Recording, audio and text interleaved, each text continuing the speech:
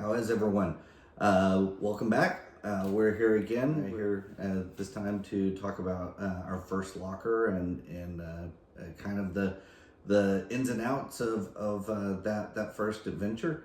I wanted to thank everyone for all the support that you gave us on the first video. Lindsay's been fielding calls and text messages from friends and everything. We got more views than we expected on our first video. Yeah, I was really just humbled and overwhelmed with how many people reached out to me today and sent messages and just really just blown away. So thank you guys for the support. Yeah, thanks a lot. Let's talk about locker number 1. All right. So for anybody who didn't watch the first video, let's recap the circumstances surrounding that. It was a late Monday night, random old Monday night, that you came into the bedroom and you were like, I've been watching these videos this evening. I think you should watch them. And it was Locker Nuts. And you put it on the TV in the bedroom and we got all fired up.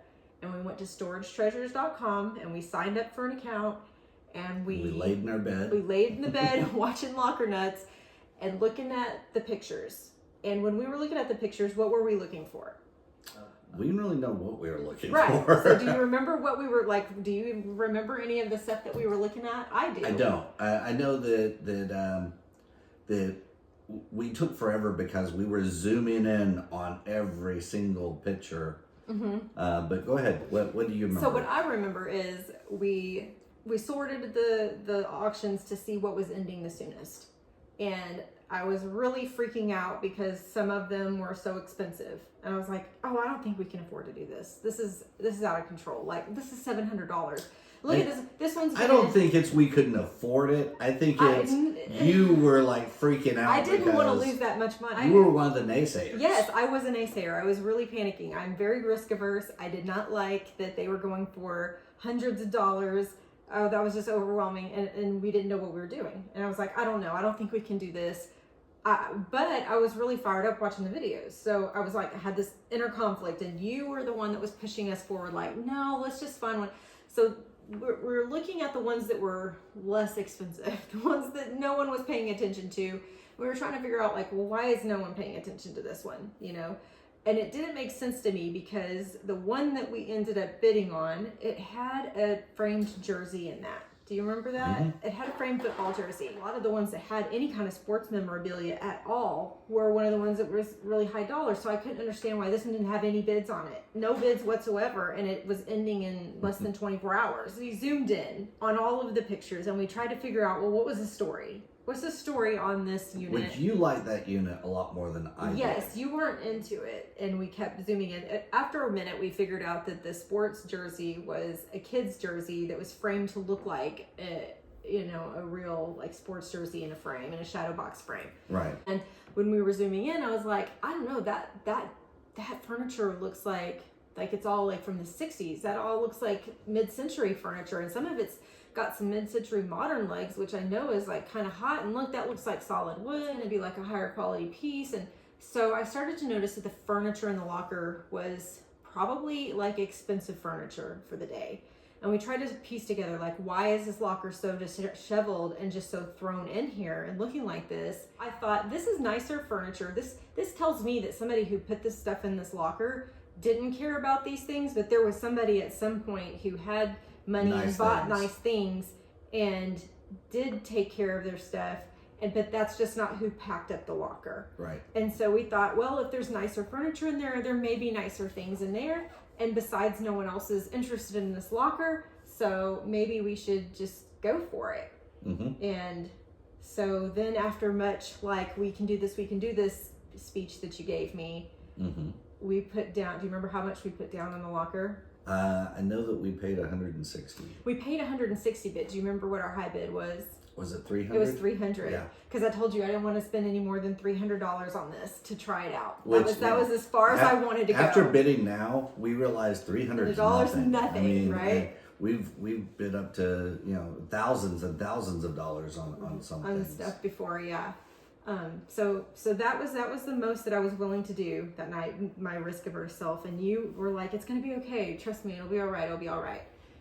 So, I honestly didn't think we were going to win it because I kept seeing how much other units were going for. And I thought somebody's going to latch onto this. Somebody else is going to know about this furniture and they're going to figure this out too. And they're going to latch onto this and they're going to outbid us. And then we realized no one else bid on it because there was a bunch of heavy freaking furniture in there. Yeah. So what did we learn from that? We learned that The furniture is heavy. First of all, if no one is bidding on the locker, there's probably a reason for that. So investigate until you figure out why. If I knew anything about outdoor units at that point, I would have been easily able to zoom in on the pictures and see that there was a line of water damage all on the bottom of that. Yeah. You know, sometimes it's good to find a layer of dirt on top of everything and all the boxes closed.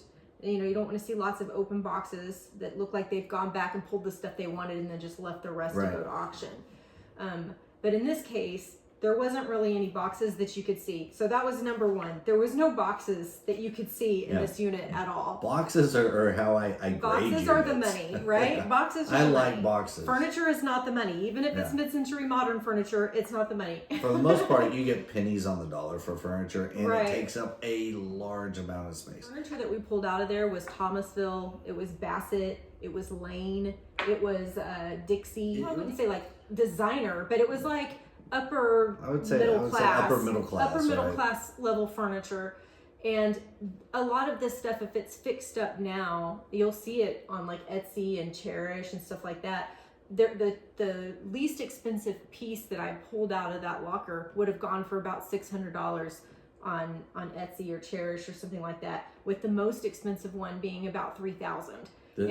If they weren't all water damaged. But the key words you used there were fixed up. Yes, all water damaged. They were all, you know, even if they weren't water damaged, they were thrown in there in such a way that they were sitting precariously and warping and bending. They were in an outdoor unit, so there was a lot of bubbled finish from the heat. There was a lot of just damage. Like, you don't want furniture. You don't want furniture. Unless it's special. Or, you know, like some antique furniture. There is higher end stuff, but don't go that route. Just make your life easy. I agree. Look for boxes. My back agrees. Yes. Oh my gosh. So the small amount of footage that I have from that first locker, one of it is I just was putting my phone in my pocket so that we could get some stuff moved. And there's like a 15-minute video of us moving the heaviest piece in there was that couch. Let me tell you, if there's metal in a couch, it's freaking heavy. It was what was it? It was like a recliner. It was a sleeper, like a recliner type thing. Like every single section of the couch reclined. Yes, and it had so this couch. I was so proud of us though, because do you remember when the trash men came to get the couch? We had to back the truck up. Miraculously we got it on the truck. I don't know how we managed to do that and not die, but we had to pull the truck down the driveway and push the couch out. Mm-hmm. Because that was the only way we could get it out, and we had to push it onto the section of grass that we had for the trash men to come pick the couch up, because we could not lift it and carry it and move it. That was not going to happen. It was like that was out, so we just pushed it off. Mm-hmm. And we watched with bated breath when the trash men came the next day, because we were so worried that they weren't going to take it, and we were going to be stuck. We were literally peering out the blinds at the trash men. There was like one smaller guy and like one bigger guy, and they came. It's like the normal people that were coming to pull the trash. That's right. And they tried to get it, and they were like, and they had to call the guy that was driving the truck to come out and help them. And those three trash men who lift heavy things all day for a living struggled to get that thing into the back of that thing. And I was just like beaming with first of all, I was relieved, like, oh my gosh, they got it. They took that couch. But second of all, I was so proud of us that we managed to even get that. It had to have been pure adrenaline that helped us get that. Out of the five of us, none of us lost a finger. No, we didn't. We never lost a finger, so that was all good. They're all still here. Yep. I mean, my back might have suffered tremendously from all that. But, mine absolutely did. But yeah, but I was so happy that we just got rid of that thing. I was so thrilled that it was like out of our life. So. Long story short, don't go for furniture for your first locker. Also, that locker was a really big locker. It was a 10 by 25. But I think more times than not, the bigger lockers are gonna yield more than the smaller lockers. Yeah, so talk about that for a second. That was one of the good things about that locker, was that it was so large that you can't see everything from the pictures, and there was so much to work with. You know, there was a ton of trash. We threw away probably 2/3 of the stuff in that locker went immediately into the trash because it was either furniture or it was water damaged because it was on the ground, Right. or it was moldy, like completely covered with black mold. I'll put some pictures up so you can see some of the mold that came out of that. It was everywhere. It was black mold all over the place. We were getting sick, like having allergies and stuff so bad, just dealing with this stuff. But what were we talking about? I just lost what we were talking about. The train sheer of thought. size of the locker. Oh, but the sheer size of the locker. Thank you for This getting happens me a back lot. Thank you for getting me back on track. So I have ADHD, like profound ADHD, so this happens quite a bit. Luckily, we're doing this at night. She can't see the squirrels outside. No, I can't. It's dark. But anyway, no. So there's just the sheer volume of stuff. Even though 2/3 of it went in the trash, we had a lot to work with. Right. And so that can be an advantage, picking larger lockers. And we do tend now to kind of gravitate towards bigger lockers. Yeah, I mean, I would say the exception would be like a locker like Brian got, but that Tell was us all. about the locker that So, Brian got. so when Brian picked up a locker after he came to us and he said, "Can you help me pick it out?" And I helped him pick it out, and it was probably the best locker I've seen of that size, and I think it was a 10 by 5.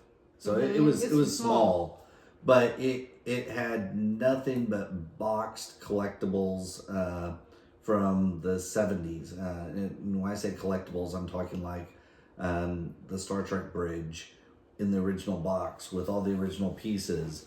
Had over 50 vintage football jerseys. Some of them signed by people like O.J. Simpson. All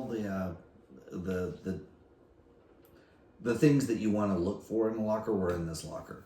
And in that case, a smaller locker could be great because you get tons of small things that are very sellable and high price. I would say too, if you don't have the room, like if you don't have the room to process, which we really had no business processing a locker that big because we didn't have the room for that. But if you don't have the room, you don't have the room. But that doesn't mean all is lost, because as you said, there's really great small lockers out there. There are small little 5 by 5 lockers even. So let's avoid furniture if we can.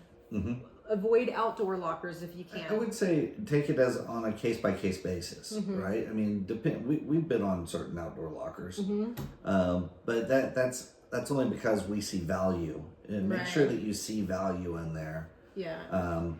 But you're less likely to get a lot of sellable things in outdoor lockers in Texas than indoor lockers. Yeah, I mean, mild climate, it may be more to your advantage, but for us, it's I think we discussed this in our first video, but maybe we can recap it a little bit. If you some of the problems that you run into in outdoor locker are that there's a lot more bug infestation. There's a lot more mold from the humidity. Rodents. Rodents are super prevalent in outdoor lockers. Dirt, because the seal is not that great on the bottom of the door, and you would be surprised the amount of dirt that gets in there, and just a thick layer of dirt on top of everything. Moisture, we just said moisture damage, but if anything is in there that's plastic, it will yellow. Like any dishes or porcelain items or whatever, there's going to be crazing on them from the wild temperature changes and humidity changes. So a lot of things that just you would expect to sell are going to be ruined from. You're going to have less sellable items in many cases, and something else to think about is if people are storing things in environmentally controlled areas, they're paying more. And if they're paying more, there's something in there that they're protecting that they're wanting to come back for. Usually outdoor lockers you can get for cheaper overall than an indoor unit. Because of that, if it's larger, then you have the chance to find things that don't get damaged, like jewelry, for the most part. And so that was the thing that we found. That was the happy. I wouldn't even say it was happy. It was. I was ecstatic. Tell us about what, because I didn't discover it. You discovered it. I was busy packing up in the stuff. picture of the locker. You'll see this. There's a bunch of furniture in the front, and we moved the couch so we could get into it. And as soon as we moved that couch, there was probably about a 3-foot tall jewelry box. Yeah, I'll put the picture up so you can see. And in that jewelry box, it was chock full. I mean, it was mostly it was vintage costume jewelry, but there was gold, there was silver, there were precious stones. And even the vintage costume jewelry, some of it was designer, and there was quite a bit of Native American made, like artisan made jewelry that still had silver jewelry and turquoise and coral there was and all rare, kinds of stuff that had artisan stamps inside that made them valuable. Yeah, I mean the jewelry box was, I would say, the bulk of our profit from that locker. I mean, there was other profit in this locker, but that was the bulk. I mean, that was super exciting. I would say that jewelry box was more exciting than safes that we found since then. Yeah.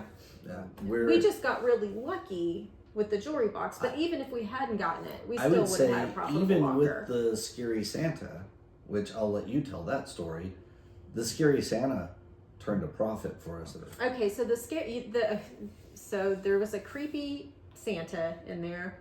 Super creepy Santa. So when we were opening up all the boxes at home, we were making piles of stuff. Like, this is piles of stuff that go in the trash. This is piles of stuff that we don't know. We need to do some research on. This is piles of stuff that so probably like for maybe the garage sale or something like that. We didn't. Right. It was like not valuable enough to put on eBay, but we didn't. We weren't. It was our first locker, so we were like, I don't know what to do with this stuff yet. And then there was the pile of stuff that it was definitely for eBay. So Ken had pre-sorted this box of stuff, and my job was to go back and put the stuff in the various areas. Like, okay, I need to move this to the trash and get it in the trash, and I need to move this to the box it back up for we aren't sure what we're going to do at probably garage sale. So he had this Santa Claus in the garage sale. Well, I had opened the box. Yes. And I pull out, it's about this tall. It was 16 inches tall. It was all in pink, and it was super creepiest, weirdest looking Santa face on it. Immediately looked at it and said, we can put that in the garage sale pile. And she had the insight and the wisdom to say, wait a minute, the fact that it looks creepy in the face and it has a specific look, I'm going to research it. I was going to research it because it had sort of a vintage vibe, and I already knew that a lot of the stuff that was in this locker came from the 60s. And so this Santa Claus was in like phenomenal shape to where it was weird. It looked like it was something that somebody bought within the last 10 years because it was so well kept, but the face of it was that real vintage vibe. So I didn't know if this was like it almost looked evil. Right. But that's what a lot of the 60s Santas look like. The 50s and 60s Santas are so creepy and weird looking. And so I was like, okay, well, maybe it's a remake, because I don't know, I can't tell because the clothes are so nice on it and it's so well kept.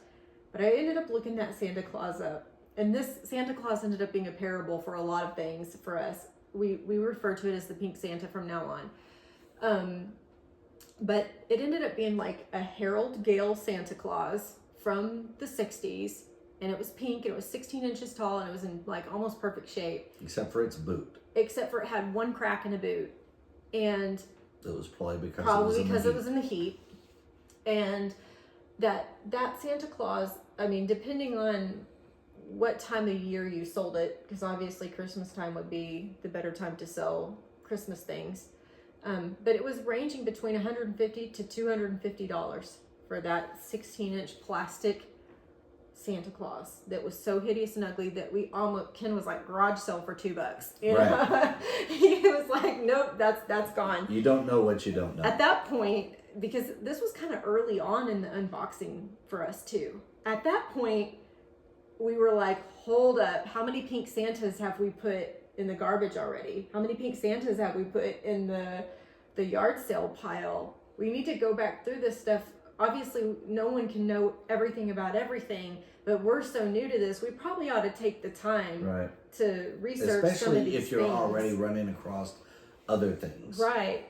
So we kind of backed it up at that point a little bit and looked for more pink Santa Clauses, and we did find a couple. Nothing that to that level where we were thinking it was like $1 or $2, and it was like $150 to $250, but we did find other things. There were things that we automatically knew were valuable, you know, but there were a lot of things, and there still is to this day so many things that we find that we would never have guessed that would have any value to it at all. Don't discount things just because they're ugly. And Google Lens is your absolute friend. Yes, tell them how to use Google Lens. Tell them Google about Google Lens Lens. is a godsend. You go to your www.google.com, where your search bar is. On the right hand side, at the end of the search bar, there's a button that has a little camera on it. Push that, and you can snap a picture of something, and it will search the entire web for that image and bring that up, and it speeds up research like you wouldn't believe. Oh, also tell them how to use eBay to find sold comps, so they know how much to price their items for. Yeah, so when you search an item, there's a little magnifying glass. You can push the magnifying glass in the eBay app, push the magnifying glass, search your item, and then you can hit filter and go down to sold. And then it'll switch from these are posted to these are actually sold. Now, it's not 100%. There's pulls limitations up, to yeah, it. it pulls up some things that don't match up, but you know, you can scroll down, you can see what the date is that it sold, how much it sold for. I try to stay away from when I'm looking at comps. I stay away from bids, and I base my comps on buy it now. And so if you look through the buy it now, you can always look through those and get a good idea of what people are willing to pay for items. So we jumped into this completely unprepared. All we knew was that we were going to rent a U-Haul, and we had a one side of our two car garage. We had one half of the 2-car garage, Which and not ended up even being 2 sides. Not even like it wasn't even a full half though, because there was like some stuff in like the back, like maybe quarter of the garage. So we had 3/4 of one side of a 2-car garage of space to work with, which we felt was going to be plenty of space for a 10 by 25 unit filled to the brim. And it wasn't. Had to do it all over again. Do you think that we would have bid on that locker? No. I don't think we would have either. I think we would have taken one look and moved on. I would have looked at the furniture and said, no, we're not bidding on this locker. Okay. Because I know who's loading that furniture in the truck, and no. So I would say know your capabilities. Yeah. If we had a team of young backs, would we have bid on that locker? Probably not. Not even for the And the cheaper reason dominance why before. is because what do we base our decision on? How much value Can we see? And really the only thing looking, afterwards, we would have been able to identify the water damage, knowing what we know now. Mm-hmm. And we would have looked at it from a standpoint of the only thing that's not damaged is that Lane Hope chest. What's that worth? And how long is it going to take to sell it? And we would have, knowing what we know now, we know Right. furniture doesn't Yeah, because sell. you couldn't see the jewelry box. Right, you couldn't see that. There were no boxes, and it was outdoor. But yeah, so we kind of hit, this unit as far as things that we got out of it. What would you say besides the jewelry box? We got jewelry. We got vintage rock T-shirts, concert T-shirts. Yeah, we got some vintage concert T-shirts. That's right. We got the Santa. We got a little bit of like collectible glass, like Fenton glass and Carnival glass. We got probably 5 or 6 pieces of that. This is the locker we found out that keychains sell. Oh my goodness. Yeah, so that was another like Pink Santa situation. Seems like about 5 pounds of keychains, vintage keychains. Mm-hmm. It's worth about $50. I'm trying to think what else that we got of value. I mean, we did really well on this locker, but it was all like little bitty. Yeah, it was like we stuff. hit everything out of every category, and we haven't had a locker like that since. Based on on our model that we follow today. Christmas collectibles. We had a lot of Christmas collectibles Yeah. in there. I don't know that we would have sold half of what we sold in that locker today. Yeah. Because a lot of it was $10 here, $5 there, stuff like that. We still would have made profit on it because we had the jewelry box. Well, yeah, but I think it was necessary also for us It to was learn that. for a learning curve. That was.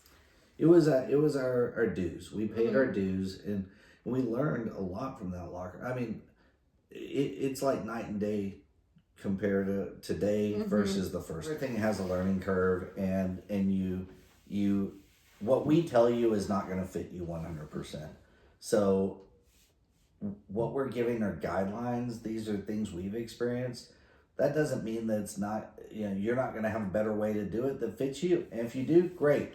Please put it in the comments. Yeah. Let As us a matter know of if fact, you share have a it with better us way. because we Maybe you already may do steal this. that. Yeah, maybe you already do this and you're like laughing at us going, I can't believe that they still do that. Yeah. Well, Look at these two idiots. Yeah, exactly.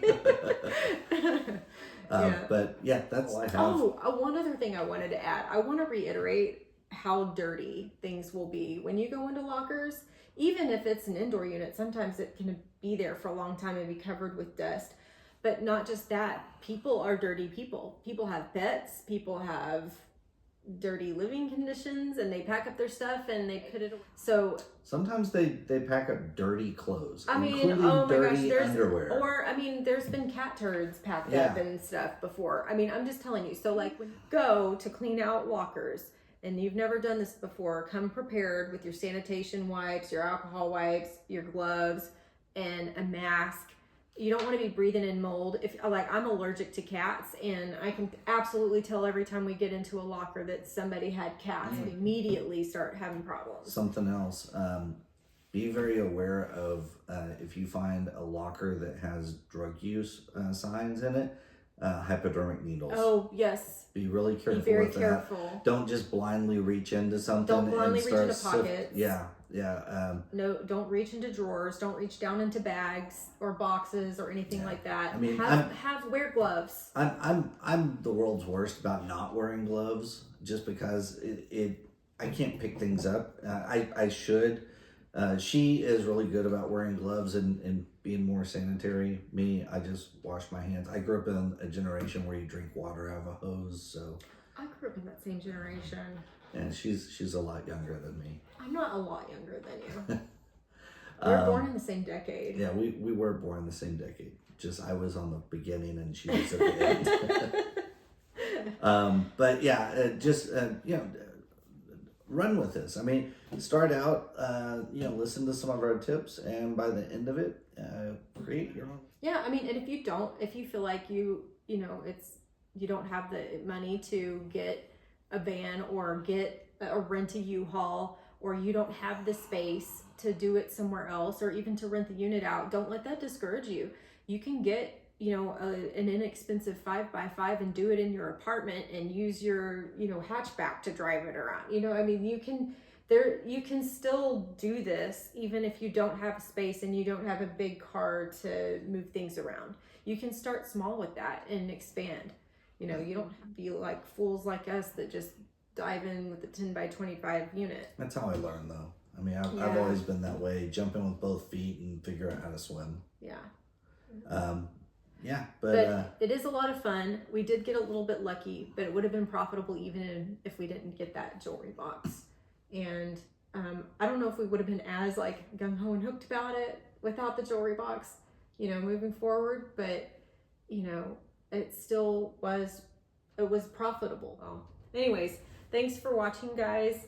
Let us know in the comments if this was like an interesting video for you, or if there's certain things that you want to know about that we didn't cover, or if you just know more than we do and you want to share how we're still being idiots, that would be good too. So and we also appreciate any feedback you have. Do us a favor and subscribe, like, and share. That really helps our algorithms, and we're trying to get this off the ground. We really depend on you guys. And another thing, check out some of these other people that have inspired us. Yeah, I've put down in the description of this video all the links to the other YouTubers that we have followed over this past year that have really like brought us to where we are, and we are so grateful for them. And you know, I'm sure that they would appreciate you hopping on over to their pages and watching their stuff too, because they've got great content. Yeah, we'll also put our links to our eBay channels. That way, you can go in and have the option to purchase something if you want it, or just sift through it and see what type of things we found. Yeah.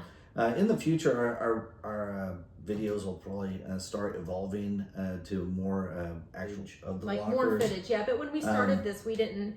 Yeah, we weren't planning on a YouTube creating video. a YouTube we channel. we were just kind of recording for our own benefit, you know, just for fun. You know, so I got like 15 minutes of pocket footage of recording us moving stuff in my pocket because I didn't even know I was recording. Maybe you can put some of that up there for maybe I will. for some comedy. Yeah, maybe. I was trying to move that couch. Oh my goodness, I have 15 minutes of the inside of my pocket, but you can hear all the audio of us trying to move that big old couch. It's pretty funny. And at the end of it, I'm like, where's my phone at? Which is also a common phrase for both of us, not just her. All right, so we look forward to seeing you next time, and let us know what your comments are. Yeah, thanks for watching, guys. Bye. Yeah, so that's lucky. Okay, awesome. How late will you be here? Oh my goodness. Oh my gosh, that's a lot of stuff. All right. There's something really gross right there underneath it. That's really heavy. Why is that so heavy? This is gonna start being a problem. Oh, wait, hold on. I gotta. Okay, which way is it trying Just to go the way I was trying. Falling this way. Go down. I don't either. I wish I could see, but I can't see. You got your phone? I don't know where it's at. This is all the room we have left in the truck. We're way too old to be trying to move this much furniture. A lot more furniture in there that was pictured that we couldn't really see in the picture. That was a bad